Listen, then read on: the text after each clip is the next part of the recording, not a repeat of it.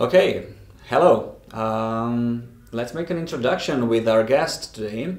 As you see, I have a very interesting, very special guest with us, Dr. Stuart McGill from Canada. Hello, Stuart. Yeah, good evening, Jörg. Yeah, good evening. Can you tell us more about yourself first, so people will know who you are and what you've accomplished? So, can you tell us more about your accomplishments and your mileage in the field of treating backs, athletes and normal people? Yes, I was a professor at the University of Waterloo in Canada for 32 years, and we started out developing two different laboratories to investigate, first of all, just how the back worked, and then how it became injured, and then on from that, we started to ask questions about rehabilitating it. During that time, different medical groups would ask me to speak, and they would say, oh, that's an interesting way of viewing back injury. Would you come and see patients with us? Well, I wasn't trained as a clinician originally, but I would go with them and learned quite quickly that how I viewed and measured their pain mechanisms was not what they were being taught in medical school, because we would provoke the symptoms with different motions, postures, and loads. I would ask the patient, what causes your pain and what takes it away? And we would learn quite quickly to interpret those results and teach them how to stop the cause of their pain. And most clinicians don't do that at all. They either give them a pain pill or send them to physical therapy that might be just a set of exercises. And yet, if I had a patient with a sore knee, I wouldn't say, well, just do exercises. I would try and figure out what the cause was first, get rid of the cause, and now you build a capacity for the exercises to build the pain-free foundation. In any case, that's what we had done for those 32 years, and we began to specialize in those patients who had failed traditional therapeutic approaches, and also the great athletes from many countries, many different sports, and they were pushing their bodies to the limits. So it was a great opportunity for us to learn what the spine was capable of, but it also became a little bit of a specialty to restore their athleticism after they had injured their backs, and hopefully restore their careers. But it was a great journey and a bit of fun. We helped a few people along the way, I think would be fair to say. So you kind of started as a scientist and then tried out your scientific research also in practice. So that's what differentiates you from, let's say, most of the other scientists. You've done a lot of practice with people also. Yes, and you attended my course on the weekend, and I think that was my third point.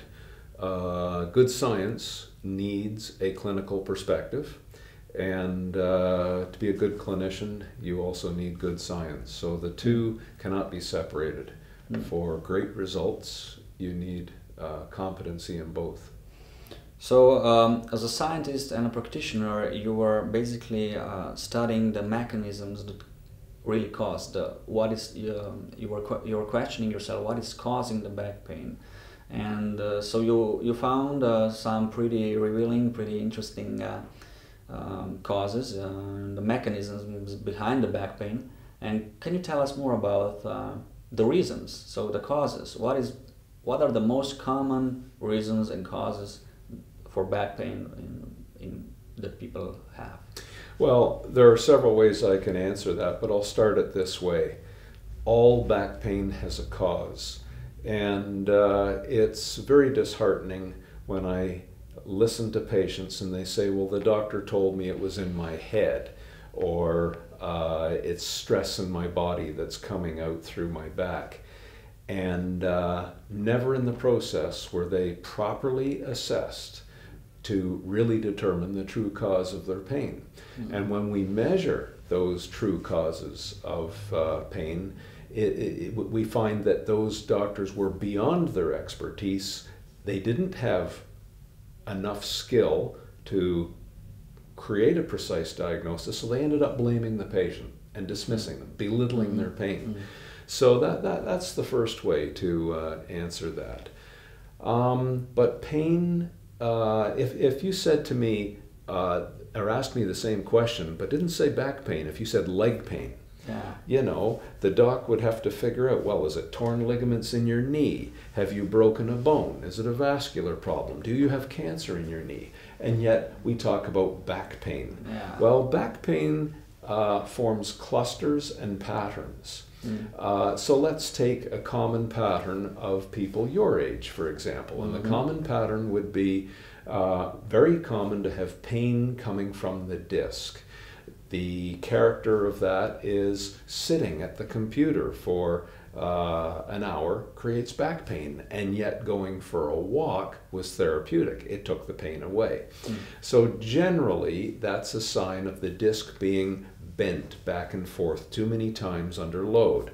Your shoulder joints, your hip joints, they're ball and socket joints. They're made to move. But the joints of your spine are not ball and socket joints. They're collections of fibers woven together much like a fabric. And if you move the fabric too much back and forth, it will eventually cause the fibers to loosen. Inside the disc is a nucleus filled with gel. When you squeeze and lift and push and pull, that pressurizes that nuclear gel in the middle of the disc, and it will work through the fibers if they've been loosened too much with too much motion. So that's a common cause of pain in younger people. Another cause for people my age now would be the opposite. They would have more arthritic causes of pain and narrowing of the openings that the nerves go through. And these more stenotic subcategories of back pain have precisely the opposite pattern. Sitting at the computer caused your pain and walking relieved it, and yet the opposite then occurs. Walking would start to cause the pain, and sitting becomes the relief. But, and it's interesting to study sporting groups and occupational groups as well. For example, dancers, gymnasts, figure skaters get certain types of spine extension-driven pain syndromes from conditions like spondylolisthesis and whatnot.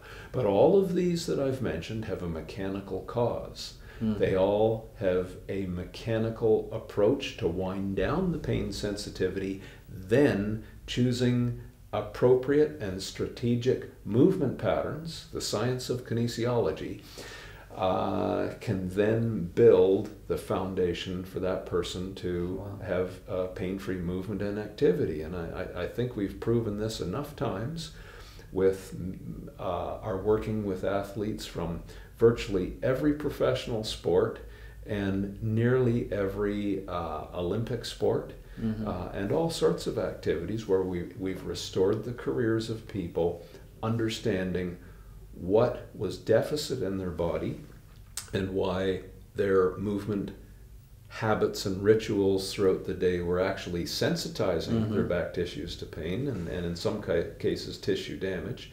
And by the same token, learning how to build the foundation for pain-free movement with good movement.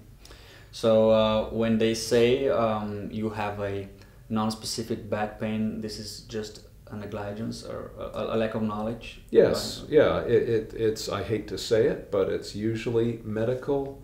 I could be crass and say it's medical incompetence, but I'm a bit more polite than that. And I'll say the clinician is beyond their expertise. They're not taught about how to treat back pain in medical school. They'd be lucky to get one day in their whole medical training on how to deal with people with back pain. So they don't do a thorough assessment to come up with a precise diagnosis. So they come up with a diagnosis like degenerative disc disease or non-specific back pain. All that shows is lumbago. Or lumbago, or so, you know, it just means they haven't had a an assessment that reveals a precise diagnosis of their pain. So the person is left shooting blind. Oh, I'll try some manipulation, or oh, I'll try some stabilization exercise, or I'll try some massage, or I'll take a muscle relaxant. You might as well flip a coin up in the air and wish. Yeah, that's true. That's true. Many people also trust very much, and they have a blind trust for the MRI and the CT scans and scans like this. Can you tell us more about pros and cons of CT or MRI scans for back pain? Where this kind of scanning is useful for human body, and where there are shortcomings? Yes. Well, this is discussed a lot, but I wonder about the scientific foundation sometimes. The typical medical practice is for a back pain patient to go and have an MR. Well, the MR shows anatomical features. Those features have changed because of injury and damage, but it shows the full life history of that person. It shows old scars and new wounds. So when you look at all of those features, you don't know what is an old scar that has healed or a fresh wound that is causing pain. You never know that until you assess the patient first. But in medicine, the radiologist never sees the patient, and they write a report. The report is next to useless for back pain. But what we do is we assess the patient first. We understand what is causing their pain at the time of the assessment. It's not an old injury from 30 years ago. It is something that is causing pain now. Then when we look at the MRI evidence, we can say, aha, we knew it was the right L4 nerve that was trapped because their little toe is numb, or it's on fire, or they had pain up a tract to a certain nerve at that level. So now we're able to create a one-to-one correlation between what you're seeing on the MR and what is causing the person's pain. But the radiologists are looking for things like tumors and fractures. Well, they're good at finding those things, but they're not good at finding discogenic back pain, the pain that I said was very prevalent among people your age. The fibers that form the disc are collagen fibers, and they're held together with a ground substance. But if you keep moving your back over and over again, rather than moving through your hips and these sort of movement patterns, the fibers work loose, and slowly the nucleus works its way through, and you'll get a disc bulge. But that loosening of the collagen that leads to disc pain can't be seen on an MR. So then you have some people arguing, well, we can measure, send 20 people off for MRI scans. Some who have disc bulges don't have pain, and some who do, or some who don't have disc bulges do have pain. They have pain. But it's a ridiculous argument in comparison, because you have to link immediately what that person is presenting with clinically, and then see the evidence. So you have to look pretty carefully at the state of those fibers. Most radiologists know nothing of this, and they don't even look for it. They're still looking for big things like tumors. And so this practice of medicine needs to be updated, and I don't believe radiologists should write reports on back pain. They can about other things, but not back pain.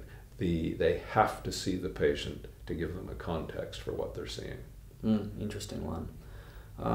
Okay, can we now talk more about what kind of lifestyle we can do and follow so we won't have spinal problems? So what is the safest option for long term? We're speaking about prevention now. So what is the safest way, or what are the safest blend and mix of activities and non-activities that you can kind of tell us? Yes, well, chronic activity causes your body to adapt.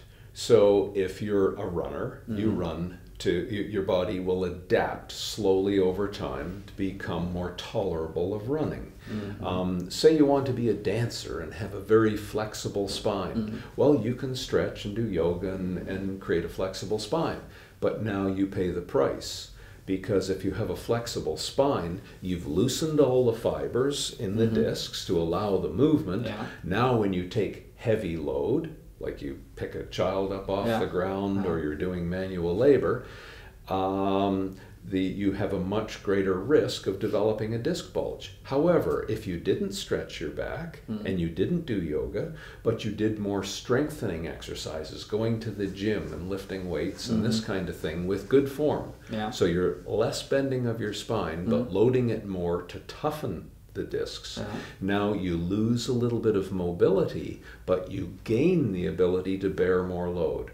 Well, both lifting heavier things and creating mobility cause adaptations, but you can't have both adaptations. You must choose one. Okay. So one, you lose the ability for a little bit of spine movement, but you gain the robustness to be a physical worker or a physical sportsman.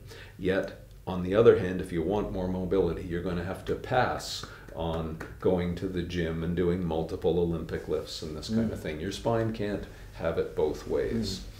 So that's part, or probably the beginning of answering that question. So let's say a couch potato doing some yoga or flexible mobility things can kind of survive this kind of routine, but if he's choosing also a heavy sport and mixing it with his yoga routine or mobility routine, and he wants to accomplish or do contradictional activities, he will increase the risk. Well, I usually just say to them, enjoy your pain. Oh yeah, okay. Yeah. Okay.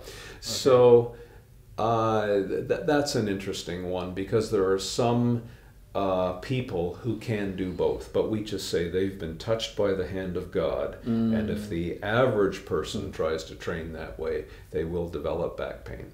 So we're looking for a strategy to minimize the damaging spine loads and enhance the better ones. So, as you know in my book, we have proven that moving in a way that spares the spine and uses the ball and socket joints like the shoulders and hips, and we see this in ancient cultures, that's how they are able to be more physical without breaking down into pain. But that is what we call spine hygiene. Now think of it this way. Every time, if I took my thumb and I kept bending it like this, every time I bent it, I would steal €0.50 out of the bank. Okay. And after a day, I'm deficit. €10. €10, yeah. I have pain now, and I have no capacity to go and train and have fun at the gym or play a sport or play with your children. But if I stop bending my thumb like that all day long, every time I move it well, I put €1 into the bank for pain-free training. So at the end of the day now, I have €10 to go and play with my kids, go and train, be healthy, have fun, and enjoy it. So people, you have to use a strategy to put money into your training bank, so now you can do all of these things. What you're really doing is adapting your body. So spine hygiene is a way to move, sparing the back of the harmful things that accumulate. And it builds the foundation for pain-free movement, and then go and enjoy your training and playing with your kids pain-free. Yeah, because sometimes, often people think that 1 or 2 hours of good physical training or physical therapy or whatever they have per week will kind of make their spine healthy, but they don't take into account the fact that what is important is for spinal hygiene. What are you doing 24 hours a day? Yeah, loading. So every exposure to a biological system has a tipping point. So there's the tipping point for vitamin E. If you don't have enough vitamin B, you're sick. But if you take more, up to the tipping point, you increase your health. After you cross the tipping point and you take even more vitamin E, it becomes a poison to your body. Well, that's just the description of the tipping point of every biological system. So physical loading is exactly the same for your back. It has a tipping point. If you don't do enough of the right activity, your back isn't optimally healthy. If you cross the tipping point, you start to break down tissue. So one builds you up and the other tears you down.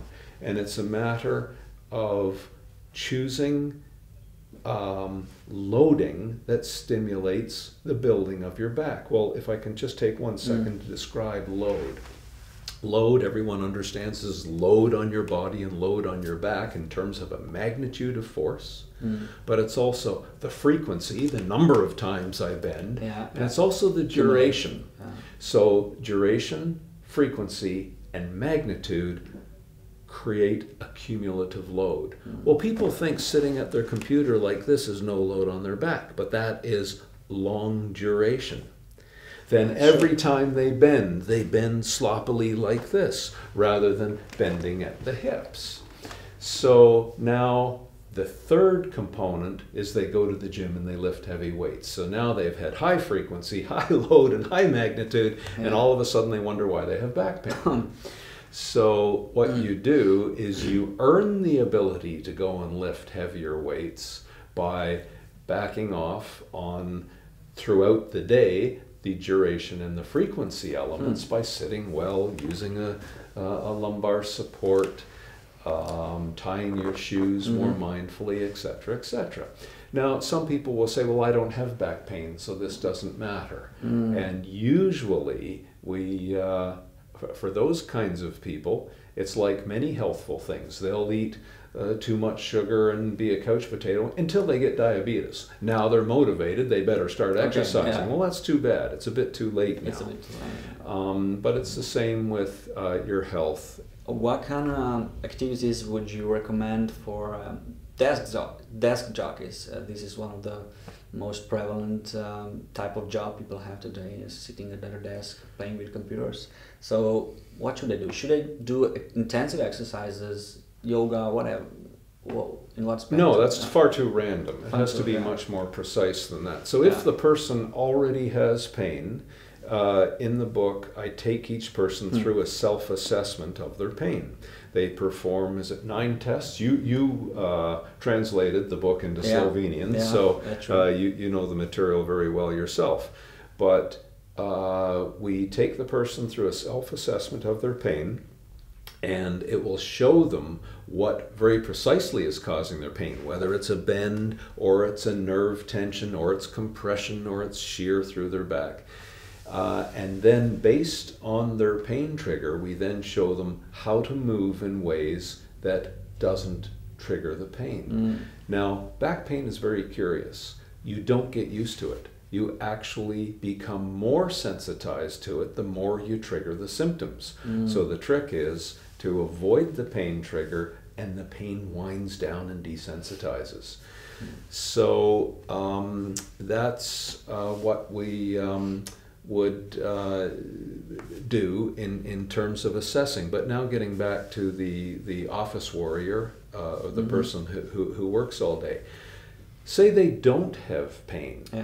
Well, once again, you must walk. The body is designed for walking. The major stabilizers of the spine depend on walking for optimal health. You cannot get away from walking a short time, 10 or 15 minutes, 3 times a day. So if you're going to go for work at the office, go for a 10-minute walk at breakfast, go for a 10-minute walk at lunch, and a 10-minute walk at dinner. So there's a start. Sitting for a long period of time tends to stiffen the hips. Very precisely, it tends to stiffen the psoas muscle in the front of the hip. So they could be doing psoas mobilization, and I don't really want to use the word stretching, but to lengthen the psoas muscle. Another common syndrome is kyphosis, sitting there. So we will do a thoracic extension. mobilization. So it's strategic mobility and strategic stability. To counteract. To counteract the chronic stressful load of sitting. Now their body is ready to go and train at the gym. Three or four times a week, and with your people, you have the expertise to put together programs that build that pain-free foundation, enhancing stability and mobility strategically, providing a little endurance, a little bit of strength, and not too much, just the right amount for their age, their injury history, their activity goals, to enjoy life. This is what it's all about. It's to build robustness for the body so that the person can have a great life. That's what we do. We want to change people's lives. It's all we want to do. And having fun having pain is no fun. Yeah. Most of the people are not masochists, so I hope that's true. Yeah. Well, yeah, for sure. You know what? Also, today, a lot of people say that back pain is so prevalent that they don't consider it as an abnormality anymore, because almost everyone will have it at one point of a time, they say. Even if you don't have it as a young person, they say you will have it as an old person, or vice versa. So, can we actually escape, totally? Well, first of all, it concerns me with people saying that, because I consider those people very intellectually and skilled, from a skill level, lazy. Lazy, and I would even hazard to say incompetent. Yes, you might have some back discomfort.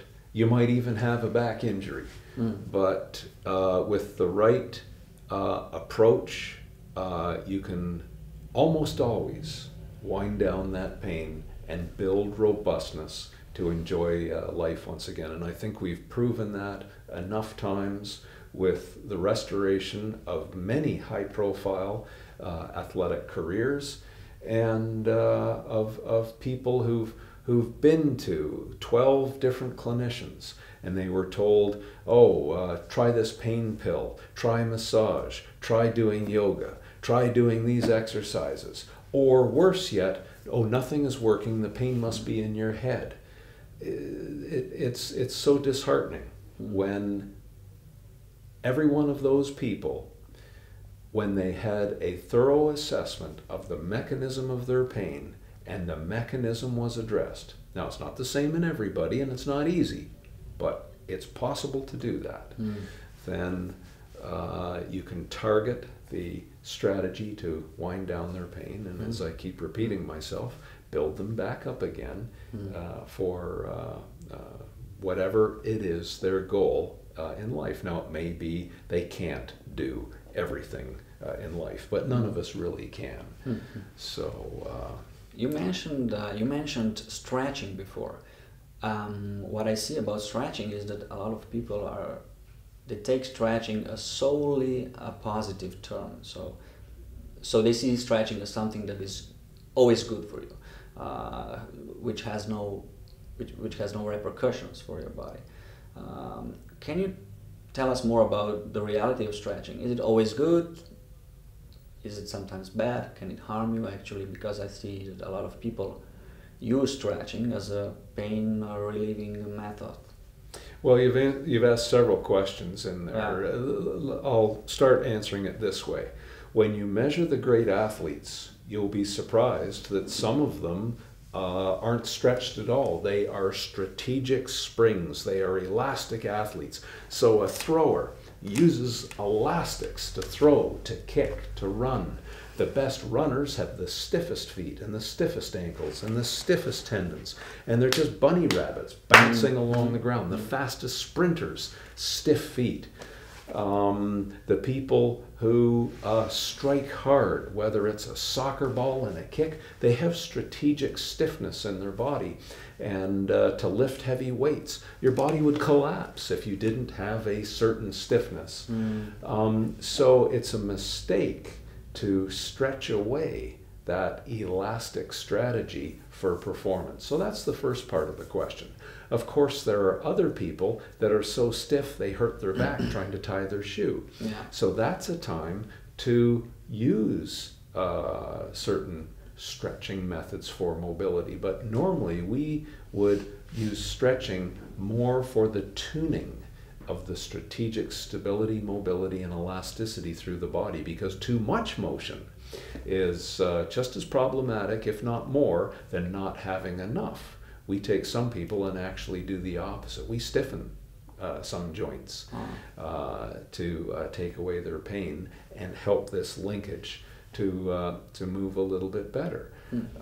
If you look at European women now and what the statistics are showing, I saw a study not too long ago in Western Europe where the leading cause of hip replacement in women aged 50 and above were those doing too much yoga through their lives.